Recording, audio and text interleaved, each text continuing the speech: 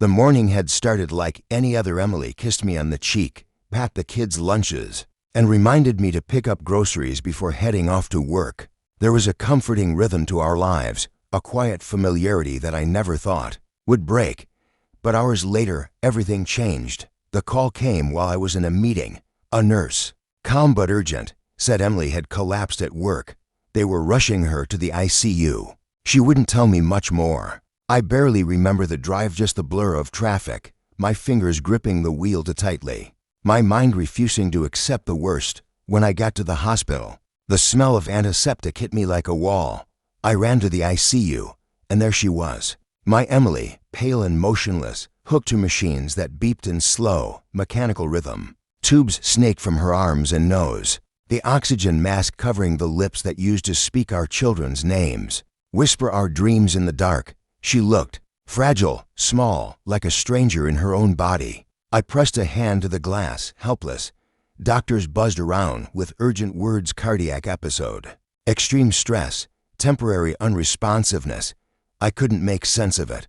She was the strong one, the steady one, the mother who handled tantrums with grace and packed homemade lunches with little notes tucked inside. How could this happen?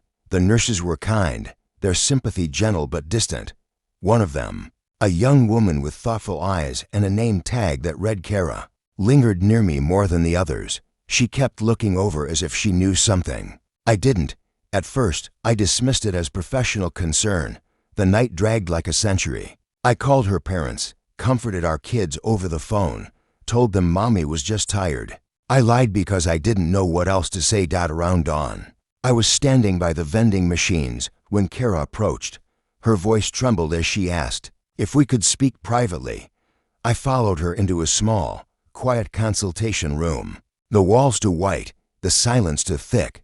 I don't want to overstep, she began, eyes searching mine, but I think there's something you need to know. My heart started pounding before she even said it. She explained that Emily had been at the hospital many times over the past few months, not for checkups or emergencies. She'd been visiting someone. A man, his name was James Hole, a rehab patient in a private wing. Kara had seen them together more than once. She'd assumed he was her husband until today. They were close, she added carefully, holding hands. Once, I heard her tell him she loved him. Her words sliced through me.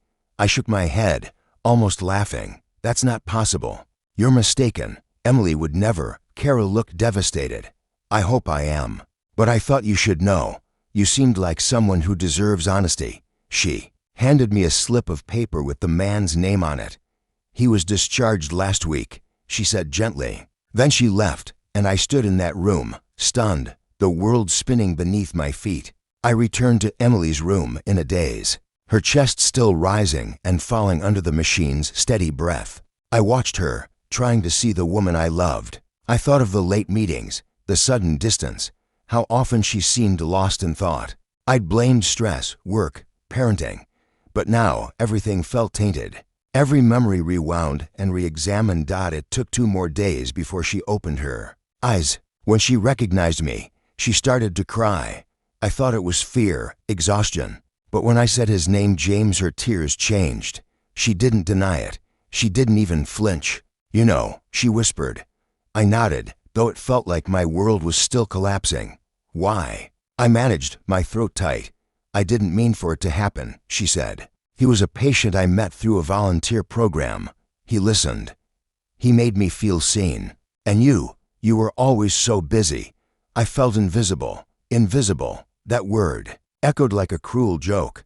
I'd been working late for her, for the kids, to give them the life we dreamed of. And she had turned to someone else. So you cheated, I said. Almost numb. She nodded. It wasn't physical, not at first, but it became emotional. I didn't know how to stop. I asked if she loved him. She hesitated too long. Her silence said more than any confession ever could. I still love you, she said, trying to reach for my hand. I pulled away. In the days that followed, her body healed, but something between us broke beyond repair. One night, while she was asleep, I went through her phone.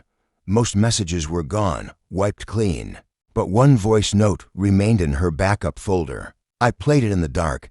James's voice filled the room. Calm, intimate. "Be strong," he said. "Remember our moments." It shattered whatever hope I had left. I didn't confront her. I didn't scream. I just started sleeping at my brother's place, told the kids it was work. Emily knew the truth. We didn't talk about it. We didn't need to. Eventually, I asked for a separation. She cried, begged. "I'm still sick," she said. "I need you. I'll always be here for the kids," I replied. "But we can't heal in the same house." She promised change, apologized again. But trust, once fractured, doesn't mend with words. We tried therapy. I went for the sake of our history, for our children. But the way she spoke about James, it was with longing, not remorse. She was sorry she got caught, not for what she felt. Telling our kids was the hardest thing I've ever done. After I moved out, the silence hurt. Everything reminded me of her, the scent of our hallway, the familiar shape of the couch where we used to sit together. But over time, the pain softened. I started seeing a therapist. Her name was Rachel. With her, I learned that healing isn't about forgetting.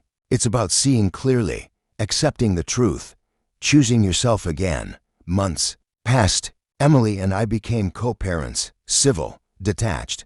I no longer looked at her and saw the woman I married. I saw the betrayal. I saw the hospital room. I saw Kara's face and the way the world shifted that day. Then Rachel and I started spending more time together. It was slow, natural. She never tried to fix me, only reminded me I could rebuild. I could start again. And I did. I don't hate Emily. I never will. I loved her with everything I had. But love doesn't make betrayal disappear. It just teaches you how deep the cuts can go. Sometimes the person you trust most carries a truth you were never meant to find. And sometimes it takes a stranger's whisper to finally see the life you were really living.